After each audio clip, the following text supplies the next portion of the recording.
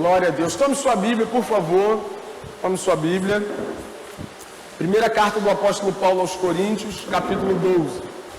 Primeira carta do apóstolo Paulo aos Coríntios, capítulo 12.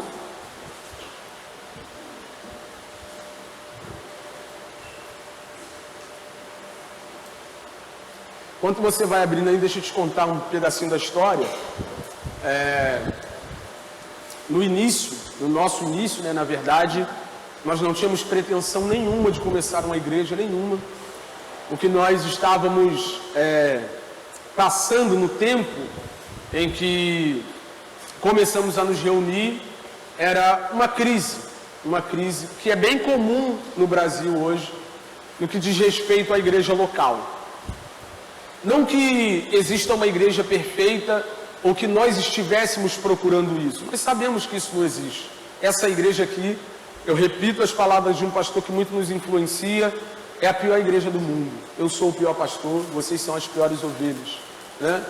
Mas a grande questão é que existem algumas coisas fundamentais para uma igreja caminhar segundo aquilo que a palavra de Deus determina. Você acredita que um carro anda sem banco? Você acredita nisso? Sim ou não? Sim. Um carro anda sem retrovisor? Sim ou não? Sim. Sem porta? Sem capô? Sem para-brisa? E sem motor? Sem roda? Você acha que um carro anda? Então você olha para um carro e você vê que existem várias peças que podem ser retiradas de lá e ele vai continuar andando. Mas de igual modo você vê que existem várias peças ali que são intocáveis, uma vez que se tenha a pretensão de que o carro se mova. A igreja é mais ou menos isso, né? Existem algumas coisas, se não fizerem parte de uma igreja, isso não quer dizer que ela deixou de ser a igreja de Cristo, ou a representação, tá? Porque a igreja de Cristo são os membros do corpo de Cristo, os cristãos espalhados por todo mundo. O que é uma igreja local? O que é isso aqui? A representação desse povo, né? Por exemplo, se nós não tivéssemos aqui esse momento de reunião e nós nos reuníssemos como uma comunidade local, onde que o ímpio ia achar a igreja de Cristo? Você acha que ele ia bater de porta em porta, perguntando se é crente até achar alguém? De maneira nenhuma. Então a igreja local, ela é a representação da igreja invisível, dos cristãos que estão espalhados por todo mundo. É uma referência da igreja de Cristo, né? E para que nós consigamos ser esse carro, que apesar de faltar um monte de peça continua andando, aquilo que é importante e indispensável não pode ser removido. Você consegue entender isso? E em alguns lugares, nos dias de hoje, na verdade, a maioria dos lugares, o motor está faltando. Não tem roda, não é? E esse era o nosso problema quando nós começamos, né? E quando eu falo de motor, eu falo de roda, de questões que são fundamentais para uma igreja local, eu falo de pregação do Evangelho. Uma igreja que não prega o Evangelho não é a igreja de Cristo. É, como eu disse, uma instituição religiosa ou uma empresa que abriram e colocaram a placa da igreja lá. Mas ela precisa pregar o Evangelho. Esse foi o mandamento de Cristo para o colégio apostólico, para que eles passassem para a igreja, né? Não há como ganhar alma se não pregando o Evangelho. Se alguém está ganhando alma sem pregar o Evangelho, ele não está ganhando ninguém, só está aglomerando pessoas num buraco. Outra coisa, ensino fiel das Escrituras. Uma igreja que não ensina a Bíblia não é a igreja de Cristo.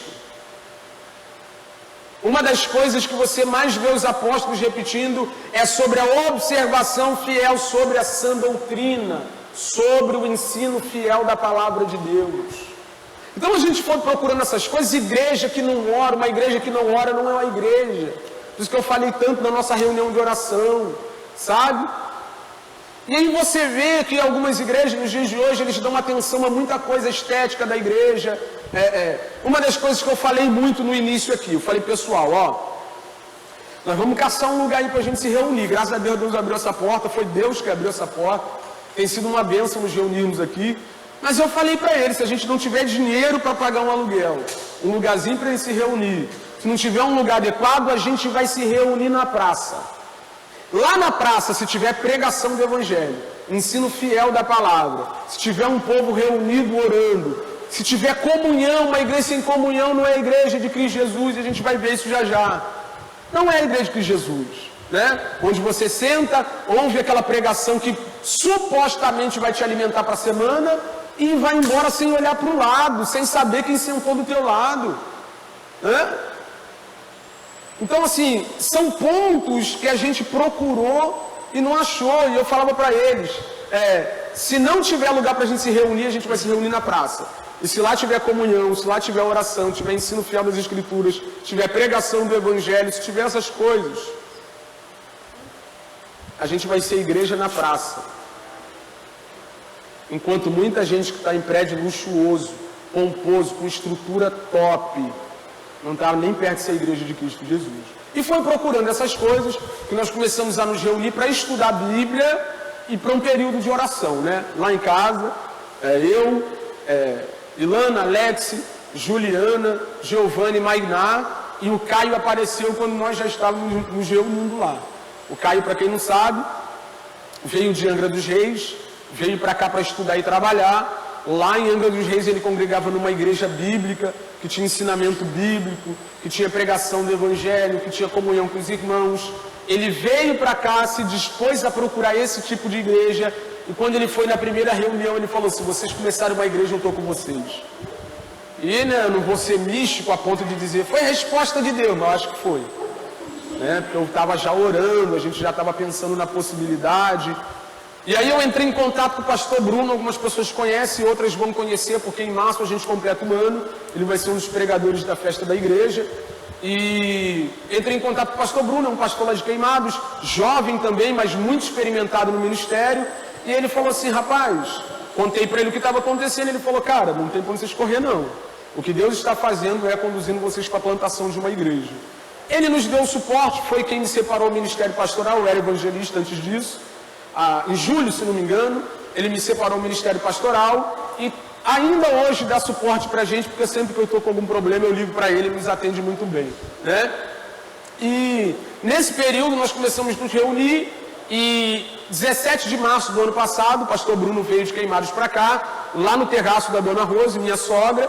Ele pregou uma palavra para a gente, como se estivesse nos iniciando, ministrou uma ceia para nós, foi uma bênção e dali nós demos start nos trabalhos oficiais, né? Nosso primeiro culto ainda foi lá em casa, somente com nós 7, e o segundo culto já foi aqui, e daí nós começamos a caminhar. Deixa eu te falar um pouquinho sobre a escolha do nome da igreja, né? Eu conheço alguns casos de pessoas que escolheram nomes para uma comunidade local porque os nomes são maneiros. O nome é maneiro, né? E andou uma onda do church aí, né? Americanizar as igrejas, e eu fico pensando numa senhora de 70 anos querendo ir para uma igreja num lugar, vamos supor que ela tenha se mudado daqui para o interior, aí está lá no interior procurando uma igreja para ir, quando ela passa na porta da igreja está escrito lá church, alguma coisa, e aí ela olha, church, e fala, não sei o que é, mas eu estou caçando uma igreja, né? Longe de mim estar criticando isso, né? Mas eu acho que é uma questão eu acho que é palhaçada, mas amém. Então, escolhendo o nome da igreja, a gente não pensou num nome maneiro, no nome da moda, no nome que é legal, né? Um nome de uma igreja local precisa refletir a identidade dela. E a identidade dela, você precisa, no nome da igreja, você precisa achar a identidade dessa igreja. E o Alex, no princípio, né, ele sugeriu koinonia, que é a palavra grega para comunhão, né? E aí, pensando, eu falei assim, cara, koinonia é muito legal, mas é o que a igreja produz, não é o que a igreja é, né? Comunhão é produzido no nosso meio, mas nós não somos comunhão. Eu comecei a pensar e orar sobre aquilo que nós somos, dei um estudo lá, né? Nós fizemos um estudo sobre a natureza da igreja, e dentro do estudo sobre a natureza da igreja, uma das coisas que nós vimos é que a Bíblia representa a igreja como o corpo de Cristo. Fui ver a palavra grega para corpo e era soma, né? E aí nós conversamos e decidimos que ficaria soma, e por isso nós somos soma, né? E de onde eu olhei e vi essa palavra, esse texto, é no texto aqui que nós vamos fazer menção, e a gente vai entender o conceito da igreja como soma, como corpo de Cristo. Tá bom? Vamos à leitura do texto. Eu vou começar assim direto, não quero entrar em detalhes sobre a carta, em questões mais profundas sobre a carta, porque a minha proposta hoje não é expor o texto como se eu estivesse pregando a vocês, mas para mostrar a vocês o conceito do nome da nossa igreja e da nossa comunidade. Amém? O que acontece? A carta de Coríntios, eu disse que não ia entrar em questões profundas, mas isso eu preciso dizer, né, para você entender. Se a gente pudesse colocar um nome nessa carta aqui, a gente colocaria a carta dos problemas, né? Paulo escreveu essa carta só para resolver problema e nada mais, né? Imoralidade no meio da igreja, divisão no meio da igreja, confusão entre os irmãos, desordem no culto, uma loucura. E olha que era a igreja que tinha todos os dons. Uma igreja, segundo o apóstolo Paulo, carnal, imatura, né, infantil. E um dos grandes problemas que o apóstolo Paulo precisou resolver ali no contexto daquela igreja era o mau uso dos dons. Tá bom? Então, a partir do capítulo 12, 13, 14, Paulo está resolvendo esse problema. O problema do mau uso dos dons na igreja de Corinto. Tá? E aí, no capítulo 12, versículo 1, 2 e 3... não está muito claro do que Paulo está querendo dizer, há diversas opiniões sobre isso, né? Mas o que parece que Paulo está falando de uma possível associação das antigas práticas pagãs dos coríntios ao uso dos dons que Cristo, por meio de seu Espírito, confiou à igreja, né? O pessoal estava fazendo meio que uma confusão. O Renan estava comigo nessa visita. A gente fez uma visita a um casal de senhores, né? E a senhora tinha passado por um quadro grave de depressão, o senhorzinho estava passando por um momento de crise, de fé muito difícil. Vamos lá trocar uma ideia e conversar. Ele começou a falar da experiência dele, falou de onde ele congregava. Ele falou assim pra gente: eu ia para a igreja, todo mundo estava bem, eu fingia que estava bem, mas quando eu chegava em casa, sentava no sofá, a pregação que era pregada lá não fazia sentido nenhum. Porque lá onde eu congregava dizia que todo mundo tinha que andar bem, todo mundo tinha que ser bem sucedido, nem doença poderia ser aceita no meio daquele contexto lá de determinada denominação. Eu não vou citar o nome do Verbo da Vida aqui por ética, mas nem doença você pode ter. Nem doença você pode ter. E aí ele falou que ele sentava em casa e ele ficava pensando: como que lá eles dizem que eu mando nas doenças e eu fico doente aqui e eu não consigo botar elas para correr? E aí eu comecei, a partir do que ele foi falando para mim, abrindo a Bíblia com ele. E aí ele dizia uma coisa, eu abria a Bíblia e mostrava como era. E naquele momento, não sei quanto tempo a gente ficou lá, ele falou assim: eu nunca ouvi essas coisas que você está falando. Eu, que isso? Tem quanto tempo de crente? Não lembro exatamente, mas era um montão de tempo. Ele falou assim: mas eu vou te explicar a minha história. O problema é que eu não consigo ficar só com a palavra de Deus. E aqui vocês vão entender do porquê que eu entrei nesse assunto aqui. Eu não consigo ficar só com a palavra de Deus. Eu passei muito tempo no espiritismo, passei muito tempo na Umbanda, muito tempo, e quando eu vim para a igreja, eu me deparei com a visão e com a revelação, e eu vi que era meio compatível. Quando eu vi algumas pessoas falando de vida de outras, eu logo associei uma coisa. Então, como a minha cultura de misticismo é muito forte, se você disser: o Senhor é meu pastor, lendo Salmo 23, eu não vou conseguir ficar só com isso. Eu preciso que alguém coloque a mão no meu ombro e diz: assim diz o Senhor, eu sou o seu pastor e nada te faltará. Foi o que ele disse para mim e para o Renan, não foi, Renan? Renan é minha testemunha. E o que estava acontecendo em Corinto? Versículo 1, 2 e 3, vamos ler lá. Irmãos, quanto aos dons espirituais, não quero que vocês sejam ignorantes. Vocês sabem que quando eram pagãos, de uma forma ou de outra eram fortemente atraídos e levados por ídolos mudos. Por isso eu lhes afirmo que ninguém que fala pelo Espírito de Deus diz: Jesus seja maldição. E ninguém pode dizer Jesus é o Senhor, senão pelo Espírito de Deus. De que Paulo está falando aqui, ou parece do que Paulo está falando? Que naquela época existiam algumas religiões, alguns rituais pagãos, onde as pessoas entravam em êxtase, em transes, falavam em línguas diferenciadas, e é bem parecido com as religiões afros do dia de hoje do que Paulo está falando aqui. Sabe, e as pessoas naquela época demonstravam espiritualidade por meio dessas manifestações, externavam essas coisas, e quando esse povo se converteu e veio para Cristo, eles acharam que funcionava mais ou menos da mesma maneira, né? Algumas pessoas acreditam que naquela época as pessoas amaldiçoavam outras em nome de Deus, ou em nome do Deus que elas serviam, né? E quando ele diz aqui, ninguém diz pelo Espírito de Deus, Jesus seja anátema, parece que Paulo está falando que em nome de Jesus as pessoas amaldiçoavam outras. E a palavra Jesus e maldição em relação a uma pessoa, né, não cabia dentro do contexto. Então Paulo está querendo esclarecer, vocês estão fazendo uma confusão. Vocês estão querendo viver dentro do contexto cristão, e vocês estão querendo se mover nos dons, querendo atuar nos dons do Espírito, como se vocês estivessem ainda na prática das coisas lá de fora. E aí Paulo precisa mostrar para eles como a coisa funciona, né? A partir do versículo 4 até o versículo 6, Paulo começa a falar sobre a diversidade e a fonte única dos dons. Eu vou ler aqui e mostrar isso para vocês, né? Há diferentes tipos de dons, ele está falando da diversidade deles, diversos, vários, muitos dons diferentes, mas o Espírito é o mesmo, são muitos dons diferentes, mas uma fonte única, uma fonte só, né?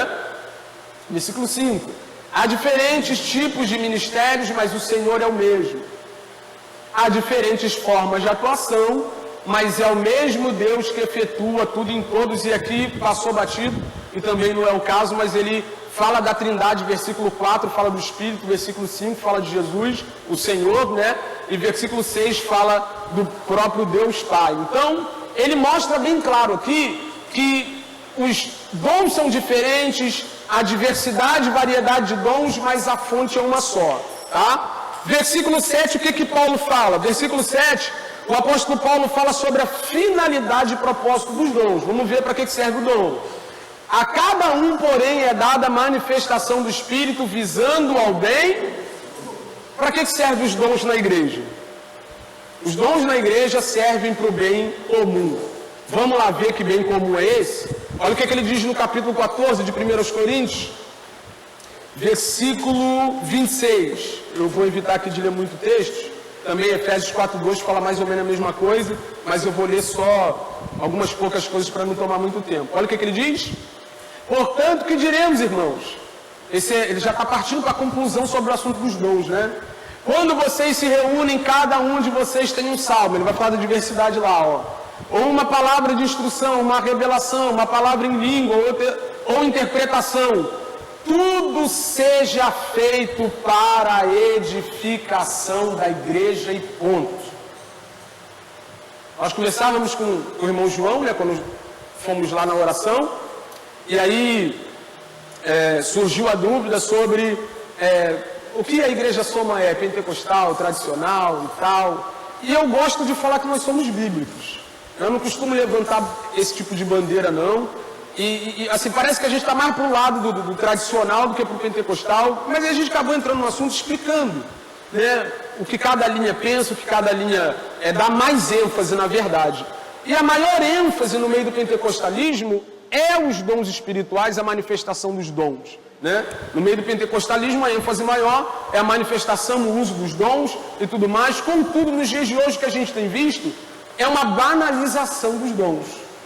As pessoas usando os dons que Cristo deu à igreja, visando única e exclusivamente edificação, para autopromoção, para aparecer, para ganhar curtida, para ganhar like, para ganhar notoriedade. Às vezes eu vejo uns perfis na rede social com 300 mil seguidores, de gente que não podia ter, eu estou orando para Deus emudecer esse povo. Tira a fala deles, porque não podiam nem falar. Não tem condição nenhuma de chegar diante do povo e falar sobre a palavra de Deus, porque eles não falam a palavra de Deus.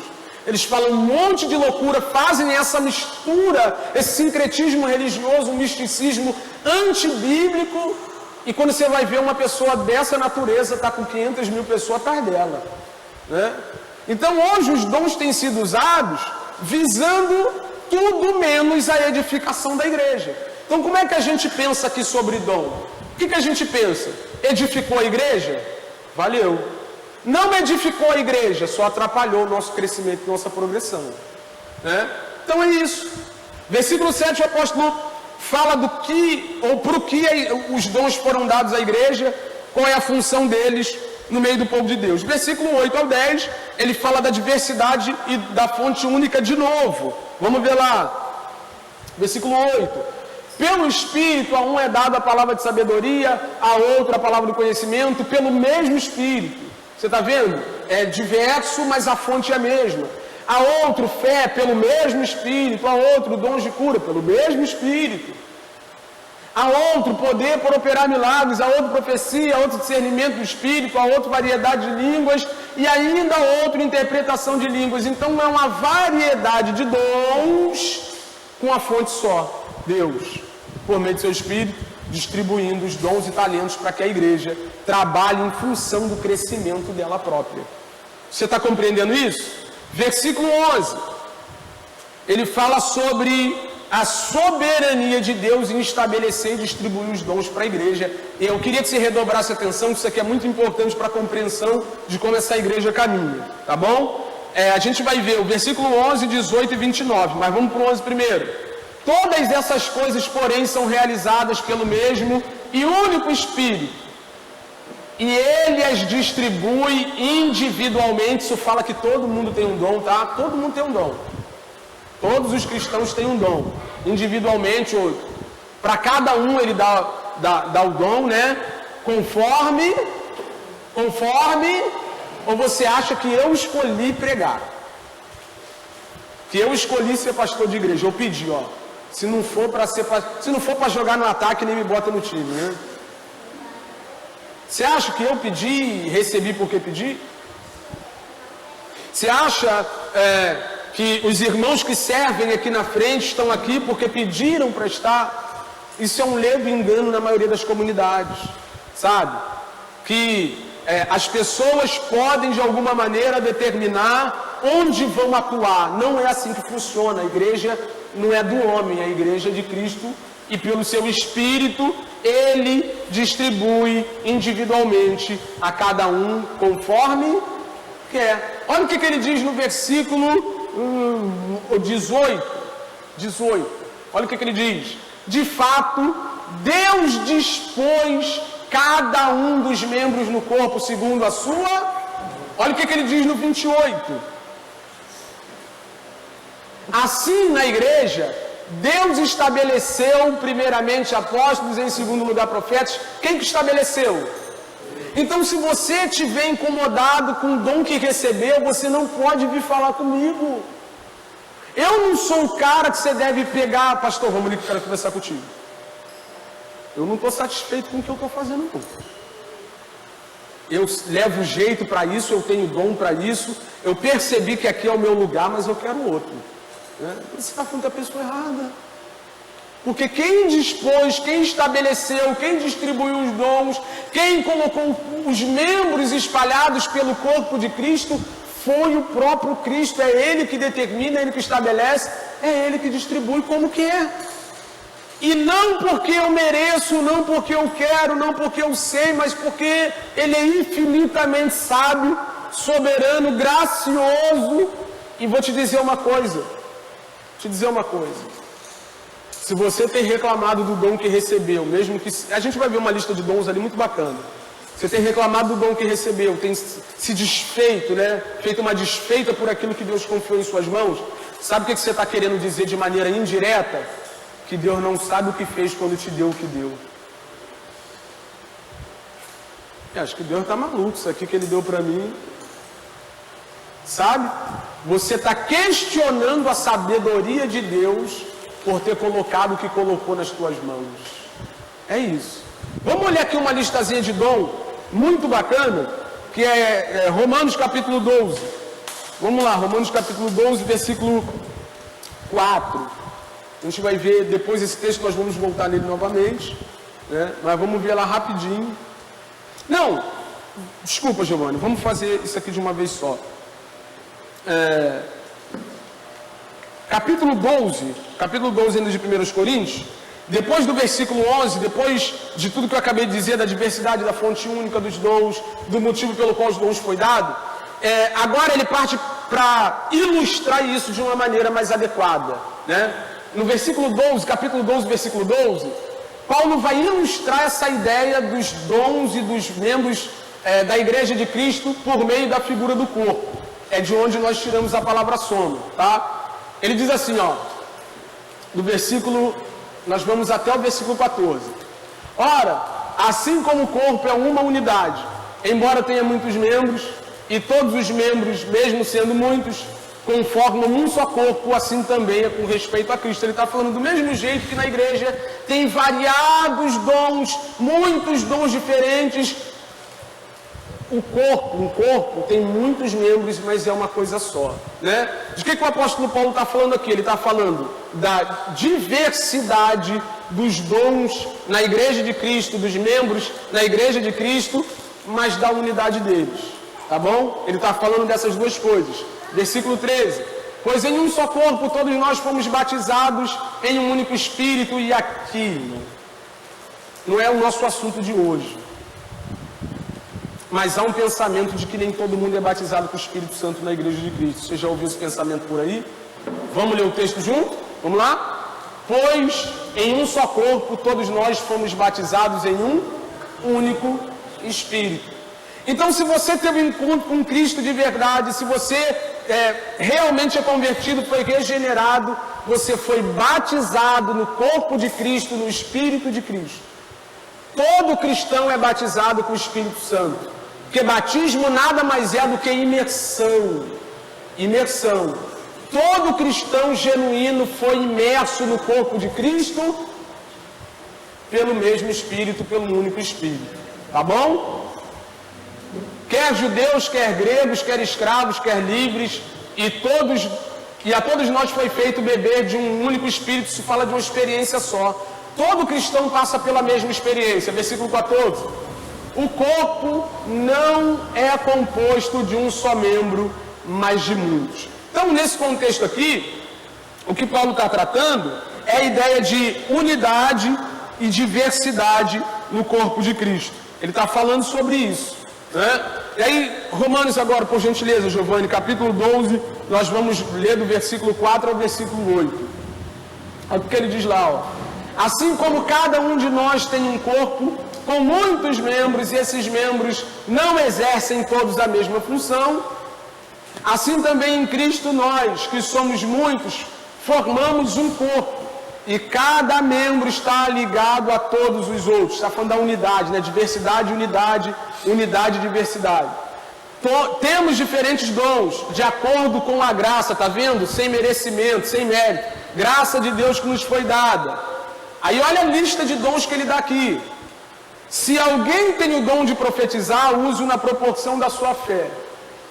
Se o seu dom é servir, servir é um dom. Você está vendo? Isso quer dizer que só quem tem dom de servir vai servir? De maneira nenhuma. Todo o corpo de Cristo foi chamado a servir. Todo ele, toda a igreja de Cristo foi chamada a servir. E isso até me faz pensar que todo cristão tem dom de servir, já que o chamado é para todo mundo, né? Mas servir é um dom. Servir é um dom, irmão. Diga glória a Deus. Amém? Se o seu dom é servir, sirva. Se o seu dom é ensinar, ensine. Versículo 8. Se é dar ânimo, que assim faça. Cara, você nunca teve experiência de chegar perto de uma pessoa e ver que a pessoa está caída, está para baixo, não está bem, e chega lá e dizer, irmão, levante essa cabeça, Deus é conosco, Cristo vai voltar, vai livrar a gente de todo sofrimento, toda dor, toda tristeza, né? Você não tem essa facilidade? Nunca viu ninguém com essa facilidade? De perceber alguém que está mal e chega lá e coloca a pessoa para cima com uma palavra de verdade? Isso é um dom. Dessa maneira você pode servir o corpo de Cristo. Que assim faça. Se é contribuir, que contribua generosamente. Contribuir é um dom. Isso quer dizer que só quem tem dom de contribuir vai contribuir? De maneira nenhuma. Mas contribuir é um dom. Que também acredito que Deus deu à igreja de Cristo. Todos nós somos chamados a contribuir com a igreja de Cristo. É que ele está falando de dinheiro. Contribuir é um dom. Se é exercer liderança, exerça com zelo. Se é mostrar misericórdia, que o faça com alegria. Até demonstrar misericórdia por alguém é um dom. Então entenda o que a gente está falando aqui. A gente está dizendo que existe diversos dons no corpo de Cristo. Todos nós temos alguma coisa a contribuir, a dar para a edificação da igreja. E quando você decide não congregar, não vou para a igreja, não vou ficar em casa e tal, sabe o que você está fazendo? Além de estar se prejudicando de maneira individual, você está sonegando a sua contribuição com aquilo que Deus te deu para a igreja de Cristo. Como você vai edificar alguém longe desse alguém? Como você vai ser generoso com alguém longe desse alguém? Como que você vai conseguir animar alguém longe dessa pessoa? Contribuir com o crescimento, com a edificação daquela pessoa ali, longe dessa pessoa? Então o que o apóstolo Paulo está explicando aqui, deixando bem claro por meio da figura do corpo, é que há uma diversidade no corpo de Cristo, mas que ao mesmo tempo, esse povo diverso, esses dons diversos, esses membros diversos formam um corpo só. Por isso que ele usa a figura do corpo. E assim, eu acho que é uma das melhores figuras que ele poderia usar. Quando a gente olha para a Bíblia chama a gente de templo, a Bíblia chama a gente de família de Deus, a Bíblia chama a gente de rebanho de Cristo, chama a gente de um monte de coisa, mas o corpo, irmão, é uma das figuras mais extraordinárias, porque ela consegue nos dar essa visualização perfeita de como as coisas funcionam na igreja de Cristo. Amém? Então o que Paulo está tratando ali é essa questão: diversidade, unidade do corpo de Cristo. Olha o que ele diz no capítulo 12, versículo 20 e depois o versículo 27. 1 aos Coríntios lá. Assim, há muitos membros, mas um só corpo. E já eu vou te explicar aqui, para você entender por que ele precisa enfatizar isso. Vocês são muitos, mas vocês são um. Vocês são um, mas vocês são muitos. Vocês são muitos, mas vocês são um. Vocês são um, mas vocês são muitos. É o que ele está querendo dizer, olha o que ele diz no versículo 27.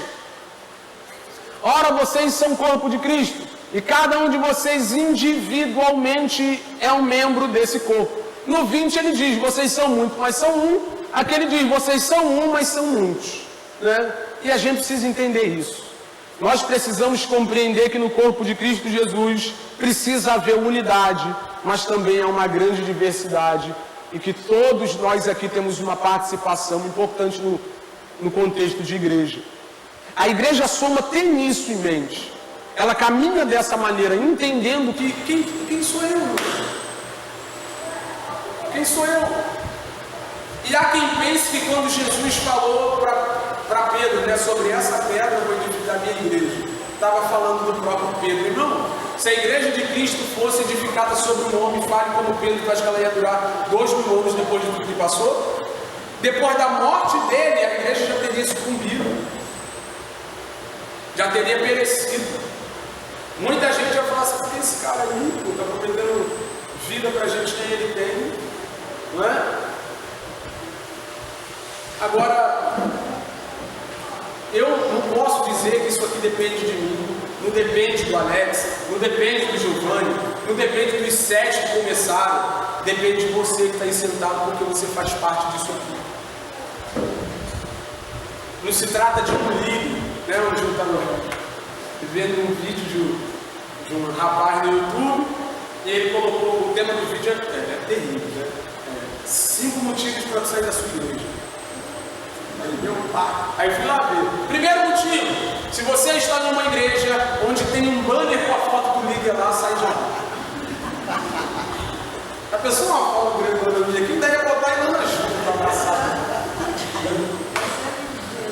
A cara da denominação. Irmão, quem sou eu? Eu sou um membro junto com você no corpo. Eu não sei se eu sou dedo do pé, não sei se eu sou dedo da mão, se eu sou joelho. Eu não sei, não quero saber o que eu sou. Eu sei que eu estou aqui junto com você, e junto com você nós somos o corpo de Cristo, a igreja de Deus. Então para com esse negócio de achar que a igreja está fundamentada no líder dela, no pastor dela, porque não está. Eu aqui só tenho uma responsabilidade diferente da sua, mas sou tão membro quanto você é. Vamos lá ver isso de mais perto. No versículo 15, no versículo 16, Você vai ver porque Paulo fala sobre isso, né? Primeira coisa que a gente vê aqui é complexo de inferioridade na igreja. Olha lá. Se o pé disser, porque não sou mão, não pertenço ao corpo, nem por isso deixa de fazer parte do corpo. E se o ouvido disser, porque não sou olho, não pertenço ao corpo, nem por isso deixa de fazer isso aqui, complexo de inferioridade. Não sou mão, também não presto. Né? Não sou face, e tem alguns casos que ia ser muito ser face, né? Mas não podia deixar de passar. Mas assim, não fico exposto, não fico aparente, eu não sou, né? Eu não sou um membro que chama atenção, então eu não sou o corpo. Claro que é. Então o complexo de inferioridade é desfeito aqui, quando você entende que você pode não ser o membro que queria ser, mas que é um membro do corpo de Cristo Jesus. O fato de você não ser o que o Alex é, não quer dizer que o Alex seja um membro do corpo que você não. O fato de você não ser o que a Juliana é, não quer dizer que a Juliana é um membro do corpo de Cristo que você não. Você precisa entender isso, nós precisamos entender isso, e isso acaba com a cultura de endeusar homem. Ungido do Senhor, cobertura espiritual, balela, conversa fiada. Membro do corpo de Cristo igual eu e você. Você consegue compreender isso? Não importa o membro que você seja, se for um membro, faz parte do corpo, e é isso que importa, né? Aí no versículo 21 ao 24, já é o contrário, é o complexo de superioridade. Vamos lá? O olho não pode dizer à mão, não preciso de você, nem a cabeça pode dizer aos pés, não preciso de vocês. Pelo contrário, os membros do corpo que parecem mais fracos são dispensáveis. Escuta aqui, de que membros ele está falando aqui? Os membros que parecem ser mais fracos. Você sabe dizer? O que é mais fraco em você? Um osso ou o seu coração? O que é mais fraco? O seu rim. Fala aí, irmão, sobre a biologia. O que está aí por dentro? Já está por dentro para ser protegido porque é frágil. E ele está dizendo que os que parecem mais fracos são indispensáveis. Fica com esse corpão bonito aí fora e arranca o coração, não sei quando você vai parar. Você consegue compreender isso? Eu olho para isso aqui, sabe de quem eu lembro? Das irmãs do corpo. Não são as pregadoras dos congressos, não são as cantoras das grandes festividades, mas toda a consagração estão lá de joelho orando para Deus manter a igreja de pé. E eu vou te falar porque eu cresci nisso. Ninguém gosta de consagração do jeito que deve ser. Joelho no chão e palavra de Deus. Ninguém gosta. Hoje as consagrações viraram tudo conversa fiada, né? Eu penso não desse povo que ora e ninguém vê, contribui se ninguém vê, faz o que tem que fazer quando ninguém quer fazer. É um povo que está escondido, que não aparece, é mais invisível, é mais frágil, mas dá todo o suporte que a igreja precisa para continuar caminhando. Ele continua. Quando um membro sofre, todos os outros sofrem com ele, é o que a soma pensa. Eu não vou ficar em paz se eu não te ver em paz. Você é tão importante quanto a minha esposa, quanto o meu amigo Alex, que foi uma das pessoas que começou comigo. Vai chegar Wesley, a igreja amanhã ou depois vai ter 1000 membros. Não penso nisso de maneira nenhuma, né? Até acredito piamente que uma igreja não deve crescer mais do que a gente possa dar conta. Mas suponhamos que amanhã tenha aí 1000 pessoas, a 1000ª pessoa faz parte disso e é importante. Então, o conceito de corpo de Cristo é isso: diversidade, unidade, mutualidade, cooperação. Sem vocês eu não sou ninguém. Sem vocês nós não somos nada. Eu não sou Moisés daqui, eu não sou o profeta daqui, eu sou membro do mesmo corpo do qual vocês fazem parte. Vocês conseguem compreender? Então, é isso que você precisa ter em mente quando você pensar na igreja soma. Pensar na igreja corpo, o corpo de Cristo.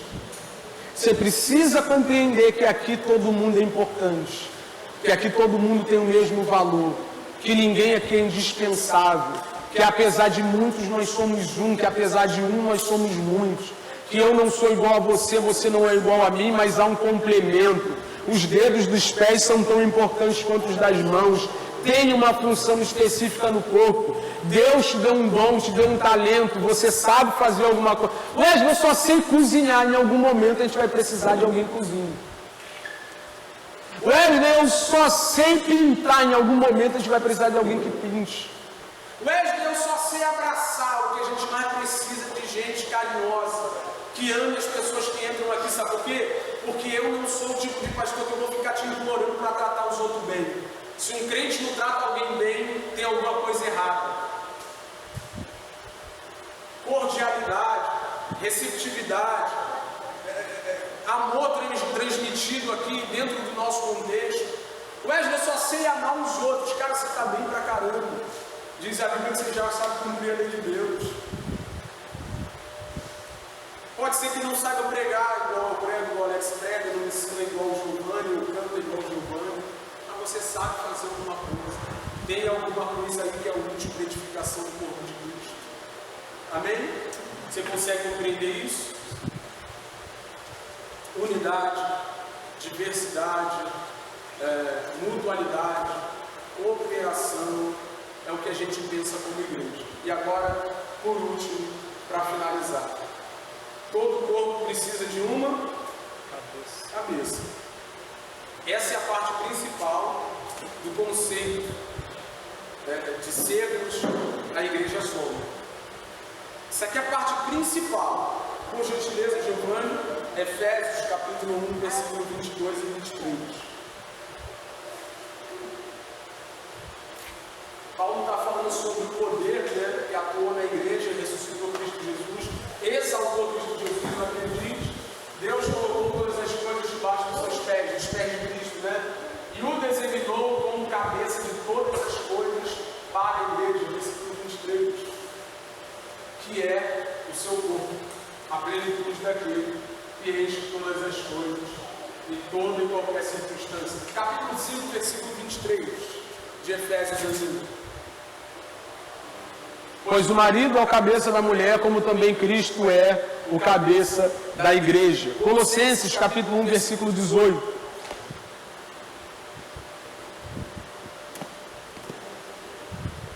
Ele é a cabeça do corpo. Está falando da supremacia de Cristo?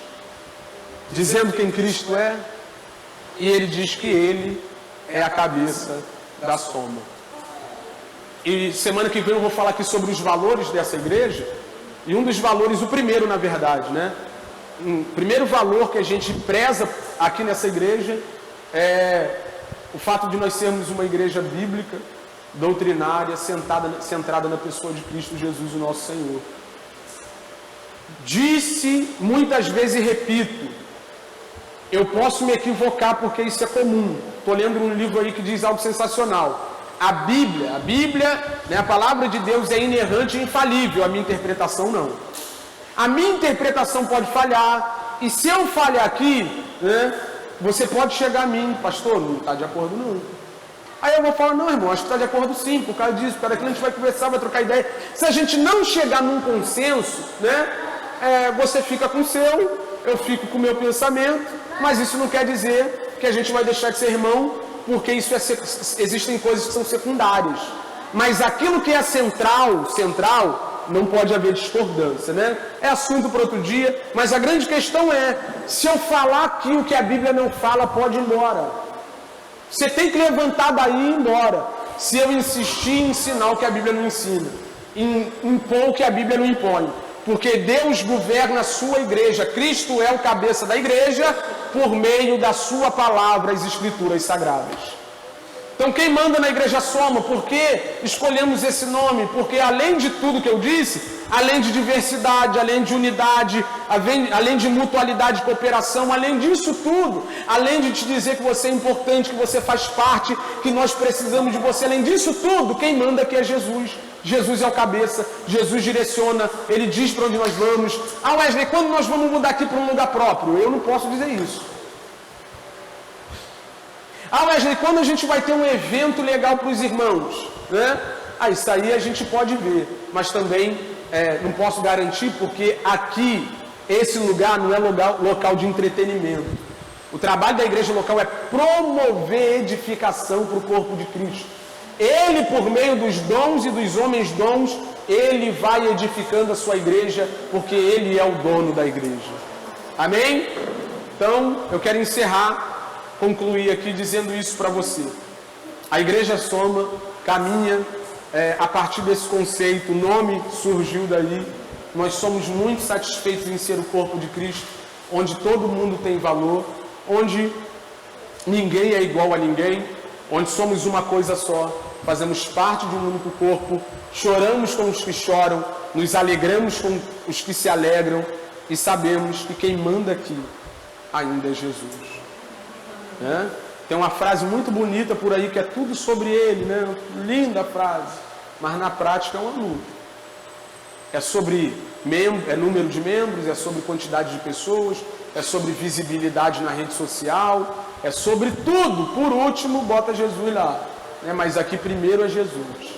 Primeiro é o que ele fez. Ele deu o sangue dele, a vida dele, para me resgatar, para te resgatar do pecado, para nos livrar da condenação eterna. Então é a partir disso que a igreja Soma caminha. Cristo é a nossa cabeça. E vou te dizer, irmão, no fundo do meu coração, se fosse outra cabeça, estava ruim para o nosso lado. Amém? Se coloque de pé para a gente encerrar.